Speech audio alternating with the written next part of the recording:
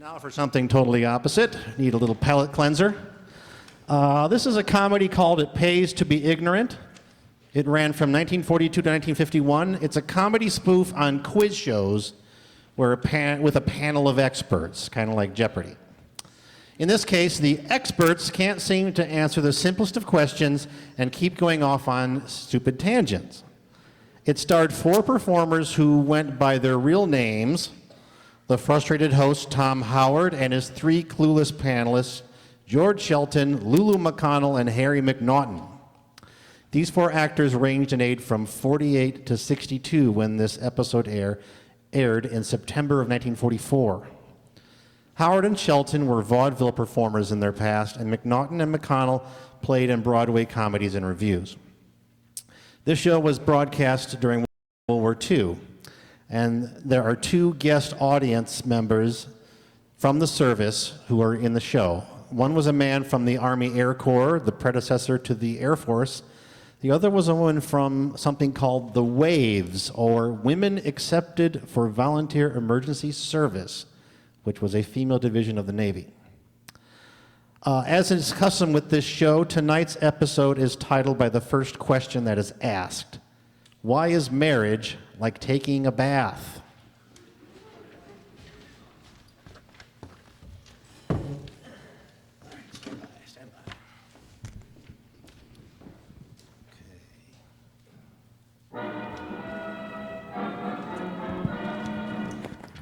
Why is marriage like taking a bath? Because after you get used to it, it's not so bad. Correct. Pay that man $8.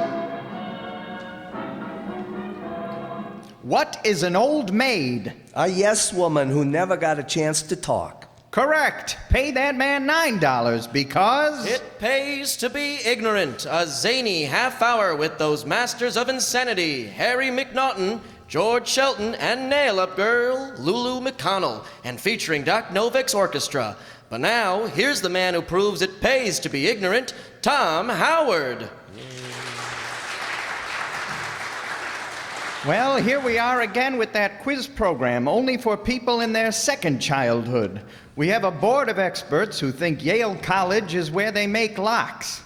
First, we have the celebrated author, Mr. Harry McNaughton, who has just written a book entitled 7 New and Exciting Ways to Eat Garlic, or How to Become Strong. Well, here he is, Mr. Harry McNaughton. I have a poem, Mr. Howard. I imagine. A farmer had a cow they called Zephyr. She was really a beautiful heifer. But when he got near, the cow kicked off his ear. And now the poor farmers are much deafer. I see, a masterpiece. If anyone tells you you can trust a cow, it's a bum steer. A bum steer. Very good, Mr. McNaughton. Next, we have a woman who is so fat it takes her 2 hours to dress because she has to slow down for the curves. A woman whose family has no background, but she has plenty. Here she is, the girdle grabber, or the grabber, or whatever, the Florham Park, Miss Lulu McConnell. Boy, my bridge work is slipping tonight. You know, Mr. Howard, I'm gonna go to the movies tomorrow night. You are? And I gotta get there early, so I'm thrilled. What's so thrilling about going to the movies? Well, they got a sign outside. Yeah? Says servicemen, 25 cents. Yes? Well, and I want to get there before they're all gone. Yeah, I see. That's a good idea.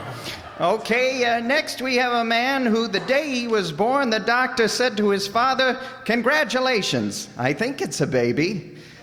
A man who has been up the river so many times his friends call him Showboat. Here he is, Mr. George Shelton. Hey, you know, I got a brother-in-law up the river right now in jail. Uh-huh. And he don't like it. Isn't that too bad? He doesn't like it. No, they put him in a cell that leaks. It's full of water. The cell is full of water. Well, he wants me to come up and bail him out. Bail him out, right, yeah. Mm-hmm. Well, there's the expert, folks. There's the expert. Any resemblance between them and human beings is purely accidental. Here is the first question. Now, let's try hard and answer it. It's a little tricky, this first question, so be careful. Yes. I will read the poem to you. In the poem, there is hidden the name of a very popular city. A poem. A poem. See if you can tell me the name of the city. Here is the poem. There is a lady poor as a mouse, has a sign outside her house. Washing done here every day is what the sign has got to say. Now, what's the name of the city? What city? The city I mentioned in the poem. I didn't hear you mention any city. Mr. McNaughton, the name of the city is sort of hidden in the poem. Oh, how can you hide a city in a poem? That's so silly. Mr. McNaughton, were you ever kicked in the head by a jackass? Yes. Messy, isn't it? Yeah, messy, I imagine. Yes, I'll start all over again. Now listen to the poem. Yes. There is a lady poor as a mouse. What's the lady's name, Mr. Oh, Howard? shut up, you moron. Oh, what an odd name. And what an odd... Will you listen to the poem? There is a lady poor as a mouse, has a sign outside the house. Washing done here every day is what the sign has got to say. Now, what city did I mention? Is it a large city, Mr. Howard? Oh, all right, it's a large city. And you say the lady is poor. Poor as a church mouse. Church mouse. Oh, that's pretty poor. Yeah. Church mouse is always poor. Yeah, they've been hit pretty hard. Yeah, by the depression and everything. You know, I wonder what makes church mice so poor. Well, I guess because nobody ever thinks of bringing a piece of cheese to church with them. Yeah, that's it. Mhm. Well, Seems I logical. don't think it would hurt a person when they're going to church to take a piece of cheese and just zip it to the mice. No, that wouldn't hurt them, no. Do you, Mr. Sheldon? No, I do not. In fact, I think you should always take a piece of cheese with you when you go out. A piece of cheese? Yeah, you'll never know when you'll meet a rat. How do you do, Mr. Sheldon? Will you please get back to the question? What city is mentioned in the poem? There is a lady poor as a mouse, has a sign outside the house. Washing done here every day. A lady does washing, I take it. Yes. Washing done. Now, what city is that?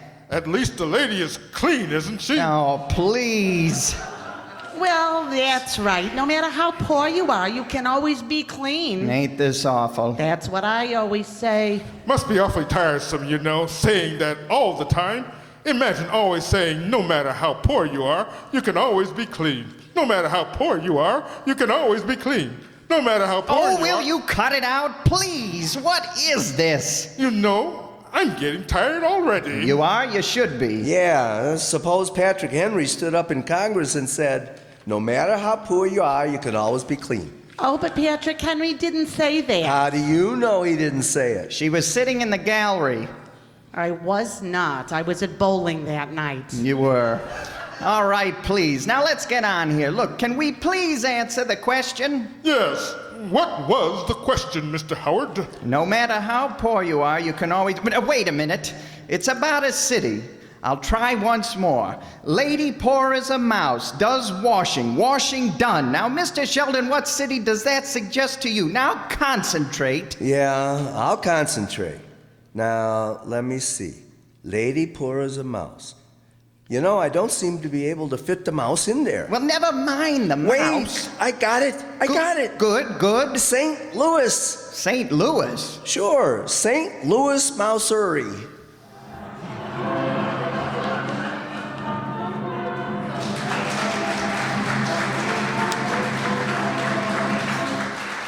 Thank you. And now for a change, let's hear from our contestants. We've invited 2 members of the studio audience up here on the stage. They can ask the experts a question. If they get an intelligent answer, we give them 4 pre-war white sidewall tires. If they don't, we give them 2 discarded soda straws. Now, who do we have first, Mr. Roberts? First tonight, Mr. Howard, we have Staff Sergeant Martin Goldberg of the United States Army Air Corps. Ah, well, that's swell. Yeah, give him a round of applause. Yeah. Yes, this is certainly a pleasure, Martin Goldberg. We are very glad to have you with us. Thank you for coming up. Now, how do you feel? I feel fine.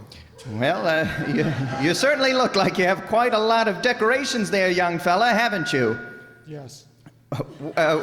Would you mind telling us, what is that oak leaf cluster there? 3 of them, isn't it? Distinguished Flying Cross, and then there are 3 oak clusters. The Distinguished Flying Cross. Well, that deserves a hand. Yes, thank you.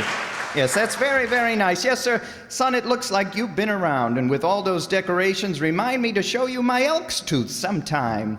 We're very glad to have you with us. Now, would you mind tell us a little bit about yourself? Where's your hometown, would you care to tell us? Brooklyn, New York. Hey, Brooklyn, New York. Give them a round of applause. Yes, hooray for Brooklyn. Hey, I used to work in that town. Oh, stop, will you please? Yeah, I was. I was a sergeant in the dentist's office. Uh-huh. You were a sergeant in the dentist's office? Yeah, I used to drill teeth. Oh, cut it out, please. Look, I say, wasn't that kind of boring? That kind of boring. Never mind, Mr. McNaughton. Yeah, sort of a mouth-to-mouth existence. Look, please, gentlemen, we have a guest standing here. I say, Sergeant, you know, Sergeant Goldberg, I was in the last war. Yes. And, well, I remember one night we gave a party for our colonel, Colonel Barry. Colonel Barry. I was collecting tickets at the door when a lady and her daughter had arrived, and I said, "Sorry, madam, but you can't get in without a ticket." Yeah, what'd she say? She said, "Young man, we are the Barrys." Well, I said, "I don't care if you're the cat's pajamas. You can't get in without a ticket." Yeah, I see. I expected that. Nice couple, though. Yeah, he was right. Orders is orders. Oh, pay no attention to them, Martin Goldberg. It's just getting near their feeding time. What did you do before you entered the service? Just out of high school. Oh, out of high school. Well, isn't that fine? Yes. Well, you certainly have gone a long way, and I'm sure we're all very proud of you, and they're all proud of you in Brooklyn. We're very happy to have you with us. Yeah, what's your first name, honey? Martin. Martin. Martin. Martin. Oh, isn't that a nice name? Yes. Oh, it's a pretty name. Okay. Ain't he cute? Yeah, he's a nice boy. Oh, he's cute as a button. He's Never mind. Will you cut it out? He's not Frank Sinatra. Cut it out, will ya? Yeah, well, you can just call me Vanishing Cream. Vanishing cream. I'm so soft and soothing. Yeah, and you're good to the last chin, too. Will you reach into the dunce cap there and pick out a question for us, Martin, please? Just any question you can get a hold of, and would you be kind enough to read the question right into the microphone, if you will? What season of the year follows summer? Well, thank you. That's very good. Did you hear the question, gentlemen? There are 4 seasons: spring, summer, autumn, and winter. Now, what season follows summer? That's a trick question. I'm not going to fall for it. Fall. Say. Wait a minute, Mr. Shelton. Fall for it, you said. You practically answered the question. He did? Yeah. What did you say, Mr. Shelton? I said it was a trick question and I wasn't going to go for it. No, you didn't say go for it. Mr. Howard, what is a gopher? You know, I'm a gopher. You're a gopher? Every girl I see, I gopher. I go for. I don't get it. You don't get it. Mr. McNaughton, please. Why don't you bury yourself in a good book? Or better still, just bury yourself. Can anyone tell me about the seasons? Well, there's salt, vinegar, pepper. Never mind, never mind. What comes after summer? You know, Mr. Howard, I always hate to see the summer go, you know? So do I. I had a wonderful time this summer. Stopped at the nicest hotel up in the mountains. Had a lovely view from the window, you know. One morning, I woke up, it was gone. What happened? She moved. She moved. There was a nice hotel where I was this summer, too. Oh, did you have a nice room? No, I lived in the bar. In the bar of the hotel. Couldn't you get a room? Not with a bar in it. Not with a bar, land's sake. Look, the question is not about hotel, it's about seasons. You're not getting tired, are you, Martin? No. Well, we'll be in with you in a minute there. Fella, then you can come over here and sit beside me. Want to come over here, Martin, and sit beside me? Never mind, leave him alone. Martin, if you want to wait till after the program's over, I know a cute little place called the Open Door. Yeah, Miss McConnell, you couldn't get through an open door. Come on now, let's get on here. The question, let's get back to the question. Please, gentlemen, look, will you please answer it and answer it quickly? What season comes after summer? What season? Why don't you let me put it another way? What season comes before winter? Now, how do you like that? Now, wait a minute. What you doing changing the question? I am not changing the question.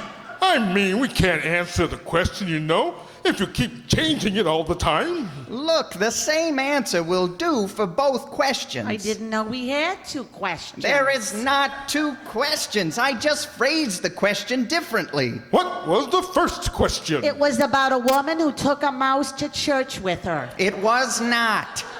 You know, the last time I went to church, I was insulted. You were insulted in church? Yeah, as soon as I came in, the usher said to me, "Pew."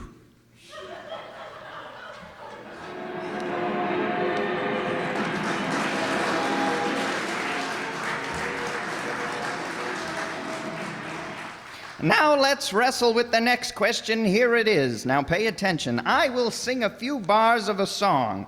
You are to tell me what kind of hair the girl has that is mentioned in the song. Professor Novick, could you give me an arpeggio? And give me an aspirin. Never mind.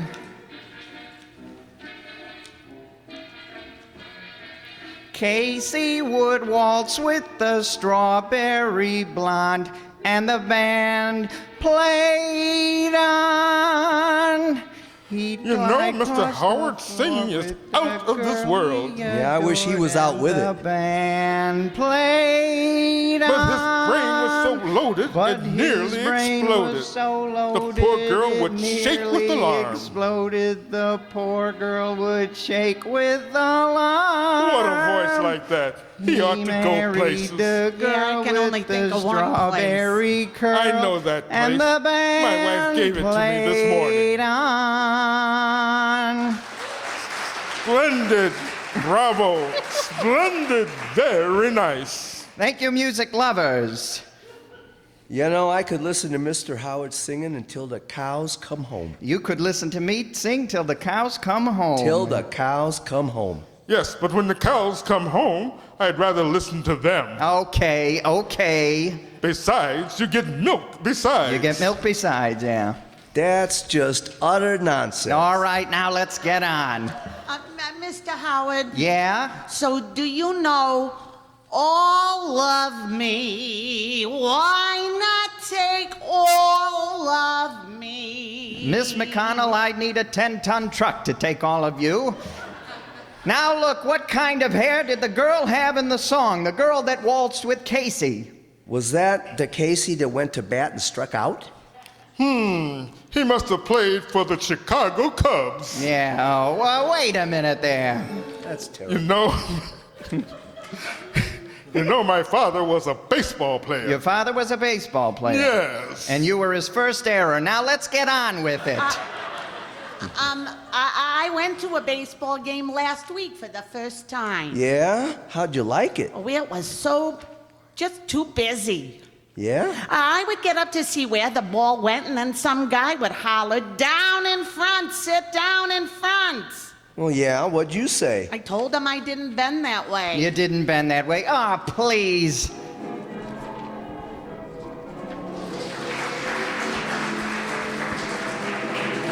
Thank you, thank you, thank you, everybody. Yes, we have another guest, right, Mr. Roberts? Why, yes, we have Mr. Howard, and now I should like to introduce to you storekeeper, third class Mary Howie of the Waves. Well, well, well, how do you do? Yes, give her a round of applause. Good evening, Miss Howie. How do you feel this evening? Oh, just wonderful. Well, you certainly do look delicious, I will say that. Where is your hometown, would you care to tell us? Elizabeth, New Jersey. Oh, Elizabeth, New Jersey. Well, What do you know about that? Elizabeth. Elizabeth. I have a girl that lives over there. Oh, you do? Used to be my girl. Nice girl, but she don't seem to like me anymore. She doesn't. No. I wonder how I could get her to make her love me again. How you can get her to make her love you. It's very easy, Mr. Shelton, old boy. Just call on me, you know. Yeah? Or rather, and I'll tell you what to see. Yeah? What do you do? You call on her with some flowers, a box of candy. Then you go in the parlor, sit on the divan, and then You put out the lights. Yeah, what then? Then you sent for me.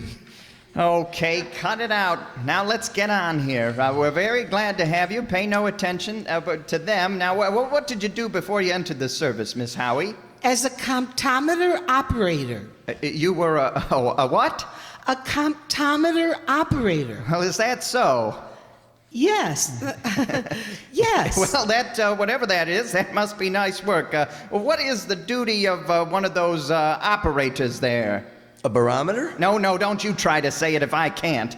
Well, what do you do? Some kind of what is it? An intricate machine or something? Oh, yes, it's very intricate. It is. It does all the work for you. Oh, it does the work for you. It does. Has it got brains? I suppose it does. Well, I'd wish you'd send it over here for McNaughton and Sheldon here. Well, we're very, very glad to have you with us. Would you kindly do us a favor and reach into the dunce cap there and pick out a question for us, please? I surely can. Any question you can get a hold of. Hey, Mr. Howard, doesn't she look sweet in your uniform? Oh, yes, she does. She does. Doesn't she look smart? Indeed, she looks so smart. You know, I try to look smart and neat, but I have dishpan hands. You have. You have a dishpan face, too. Now, if you'll help us out by reading a question there in the microphone, we'll be very, very happy. Who was Queen of England during the Victorian era? That's very good, yes. Now, who was Queen of England during the Victorian era? Did you hear that now, everybody? I'm afraid we're going to have a lot of trouble with that baby. Oh, boy. Mr. McNaughton, you should know that question. Oh, indeed I do. I know the question very well, Mr. Howard. Yes? I'm afraid I don't know the answer. Oh, I see, yes. I was afraid of that. Miss McConnell, do you know who was Queen of England during the Victorian era? Nope. That was before my time. I see. Miss McConnell, there wasn't any time before your time. Say, Mr. Howard, who was king at that time? What do you mean, who was king of England? King of the... yeah. You mean Victoria's husband. He was not the king, he was the prince consort. I was at a concert last night. Oh, cut it out. Oh, it was so lovely. Oh, yeah? And what did they play? Bach. They played Bach at the concert. Bach. I never played that. I like gin rummy. So do I, but it's hard to get gin. Hard to get gin. Gentlemen, will you please concentrate on the question? It's not about music. I'm talking about the Victorian era. It lasted from 1837, I believe, to 1901. That was around the gay 90s, wasn't it? Yeah, that's right. That was about around the time of the gay 90s. You know, those were the good old days when women wore skirts that trailed on the ground. Yeah. And we used to trail the skirts. I remember those days. I used to wear a bustle. Yeah, don't you think it's about time you took it off? Those good old days, you know, when Big Ben was a watch. You remember those too, don't you, McNaughton? Way back, yes. All right, then, is there any chance of getting back to the question again, gentlemen? Yes, go right ahead. Do you remember the question? Something about, about Big Ben. Oh, please, cut it out. Who was the queen during the Victorian era? The Victorian era. Now, that ought to be quite simple if you concentrate. She was Queen of England. Queen of England. Yes, very popular and a very well-liked queen. Queen of England. Any other thing, any other little hint you could give me? I could. A little hint I guess I could give you. I could tell you, Mr. Sheldon, that the Victoria Hotel was named after her. Oh, I got it. Good. Helen Hayes. Helen Hayes?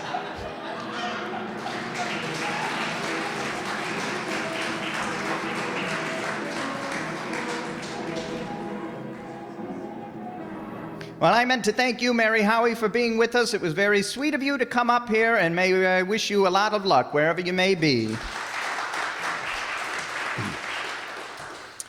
You know that Ken Roberts does speak the English language fluidly, doesn't he? Fluidly, yes. You know, I'm going to ask him for his phonograph right after the broadcast. For his phonograph, because he speaks the English language fluidly. You eat fluidly too, don't you? No, not necessarily. I'm on a diet. I see. Come over and water my lawn. You're on a diet. I'm gonna dye it pink, I think. Uh-huh. Well, let's get on here. And let me correct you, Mr. Shelton. You don't mean phonograph, you mean his autograph. Oh, no, Mr. Howard. I beg to differ, old man. An autograph is something that the Western Union sends you. Now, you're way off, Mr. McNaughton. That's a telegram. No, the Western Union sends you a paragraph, 10 words. I see. Well, let me inform you, a paragraph is just a subdivision in writing. No, let me inform you, Mr. Howard, you're wrong. A paragraph is an animal with a long neck. An animal with a long neck. Wait a minute, that's a giraffe. An odd-looking creature with shapeless legs, shapeless body, and the only sound it makes is a stupid croak. Now we're back to Miss McConnell again.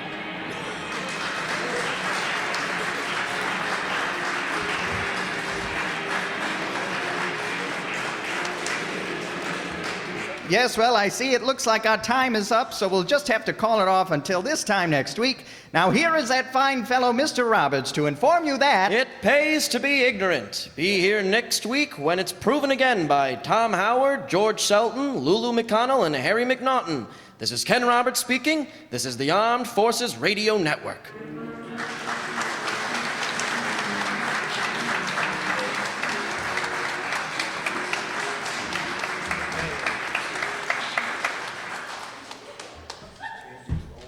Okay, all right. Let's see. Who did what here? Where are we?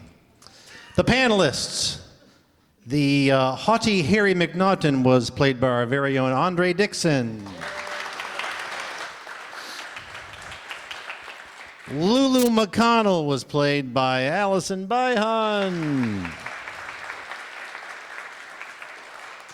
George Shelton was played by Jay Somerville.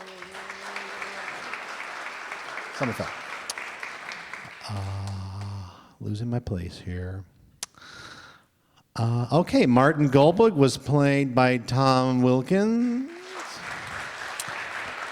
And Mary Howie was played by Sue Gadzinski. Is that everybody? Oh, and the announcer was John Byhan. Thank you, announcer. And Jacob Palka was Tom Howard. All right, this wraps up our evening. Thank you very much. I want to also bring the attention to our tech gods here, John Gelsomino and Lorenzo Cordova.